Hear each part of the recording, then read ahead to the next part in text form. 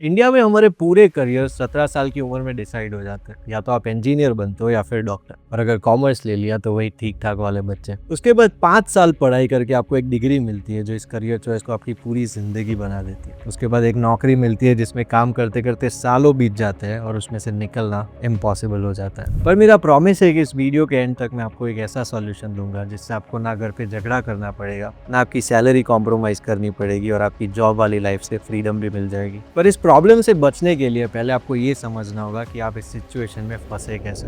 देखो, इंडिया में बच्चे का 10th खत्म नहीं होता कि उसे एक स्ट्रीम सिलेक्ट करनी पड़ती है जिससे ये डिसाइड होता है कि बच्चा डॉक्टर बनेगा या इंजीनियर। अगर 70 से कम आ गया तो वो बच्चा जाता है कॉमर्स में, यानी कि हमारा बच्चा पढ़ने में थोड़ा वीक है कैटेगरी। अगर ये सीए नहीं बनता तो उसे पूरी जिंदगी कोई सीरियसली नहीं लेता। और ये सोच इंडियन बच्चों में इतनी इंग्रेड है कि वो अपनी स्ट्रीम को अपनी आइडेंटिटी मानने लगते हैं। और इसके बाद आती है जॉब, सबसे बड़ा ट्रैप। देखो, मैं कॉलेज के बाद जॉब करने के खिलाफ नहीं हूँ। घर की रिस्पॉन्सिबिलिटीज होती है, पैसों की जरूरत होती है, कई रीजन हो सकते हैं और करना भी चाहिए। घर की रिस्पॉन्सिबिलिटी से भागने से बुरी चीज और कोई नहीं हो सकती। पर यहाँ आप ये भूल जाते हो कि 17 साल की उम्र में आपने बस एक सब्जेक्ट चूज किया था, पूरी जिंदगी नहीं। दो लोगों के एग्जाम्पल से समझते हैं, दोनों same college, same branch, same placement. पहले बंदे ने जॉब मिलते ही ये सोच लिया कि अब तो सब कुछ सेट है। इंजीनियर बन गया, जॉब मिल गई, प्रमोशन होते रहेंगे, सब कुछ चलता रहे। और अगर नहीं मजा आया तो जॉब स्विच करके एक बड़ा हाइक भी ले ले। उसने जॉब को फिनिश लाइन समझ लिया। आज 5 साल बाद भी वो वही का वही है, सिर्फ जूनियर से सीनियर हो गया और सैलरी थोड़ी बहुत बढ़ गई है। दूसरे बंदे को भी सेम जॉब मिली, पर उसने इस जॉब को एज फिनिश लाइन नहीं लिया, उसने एज डे वन लिया। उसने इस जॉब को एज फ्रीडम यूज किया,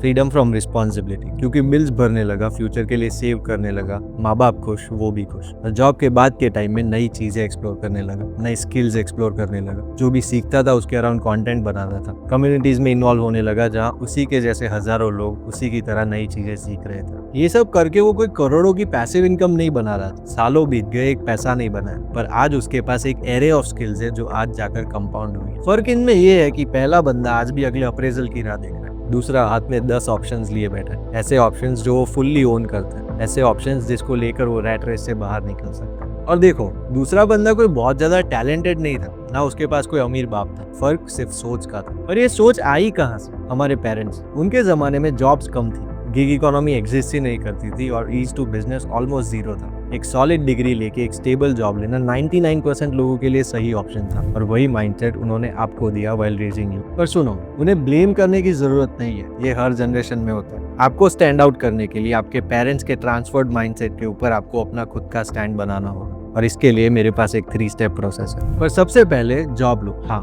वही जॉब, क्योंकि वो आपकी रिस्पॉन्सिबिलिटीज संभालती है, बिल्स भरती है और आपको रिस्क फ्री रखती है। जॉब कोई प्रॉब्लम नहीं है, वो आपका फाउंडेशन है। पर जॉब के ऊपर एक इंजन चला, 3 थिंग्स। फर्स्ट, एक्सप्लोर करो, नई स्किल्स, नई जगह, नई फील्ड ऑफ स्टडीज। अगर पॉसिबल हो तो आपकी एकेडमिक फील्ड से कुछ अलग करो, वही सारी चीजें जो कॉलेज ने आपको कभी नहीं करनी। ये कुछ भी हो सकता है, कोई हॉबी, कोई स्पोर्ट, कोई स्किल जिसके बारे में आप पैशनेट हो। दूसरा, जो भी सीख रहे हो उसके अराउंड कंटेंट बनो। इससे 2-3 चीजें होंगी। एक तो कुछ भी शेयर करने से पहले आप उसकी गहराई में समझोगे, वरना इंटरनेट पर गाली बहुत पड़ेगी। और दूसरा, आपके पर्सनालिटी के अराउंड एक ब्रांड बनना शुरू होगा जो फ्यूचर के लिए अथॉरिटी बिल्ड करेगा। And the last step, start meeting people. आपके जैसे ही लोग जो आपके जैसे ही स्किल सीख रहे हैं उनको जाकर मिलो। अगर सोशल एंजाइटी है और आप खुद को इंट्रोवर्ट मानते हो तो डीएम करके कॉन्वर्सेशन स्टार्ट करो, इससे धीरे धीरे कॉन्फिडेंस बिल्ड हो जाएगा। पर नए लोगों से मिलकर आपका जो नेटवर्क बनेगा उससे यूजफुल चीज और कोई नहीं होगी। ये सारी चीजें करके आपके साथ भी वही होगा जो हमारी स्टोरी में उस दूसरे बंदे के साथ हुआ। सारी अलग अलग दिखने वाली चीजें एक साथ कंपाउंड होकर एक बड़ी अपॉर्चुनिटी बनाएगी।